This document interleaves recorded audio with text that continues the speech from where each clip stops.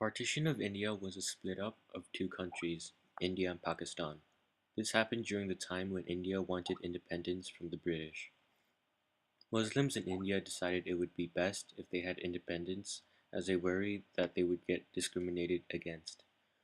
The different religions between the Muslims and Hindus drew them apart.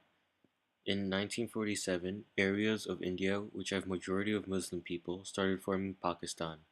Millions of people were forced to move, and approximated 12.5 million were displaced, and around 1,000 people died. There were many consequences from the partition of India. Some of the choices made by the British had severe consequences, leading to high amounts of casualties that were not necessary.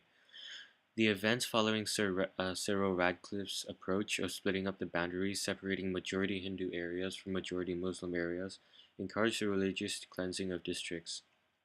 Because both of the majority of two sides wanted to make sure the split up of the land would not be flawed by communities of either Hindu or Muslims. Furthermore, he decided to keep the newly drawn boundaries a secret until the independence so that the British would not be held responsible of any violence. By doing this, some people believed it raised the amount of deaths. In my opinion, I think the amount of violence that was made were not necessary. The partition was needed so that the amount of tension in India between the Muslims and Hindus because of their cultural differences will be reduced, and each have their own community where there will be no discrimination or religious dispute. Although the violence is inevitable, the amount of it was not necessary, because at the end Hindus wanted revenge on Muslims because of their murders on Hindus. I think the violence could be reduced if the British Army was to stay until the partition, to ensure the safety of both sides while the migration of millions of people happened. India and Pakistan had their own pull and push factors, e.g., Hindus would be pushed away from Pakistan due to the cultural differences and would be pulled into India where they'll be safe around other Hindus.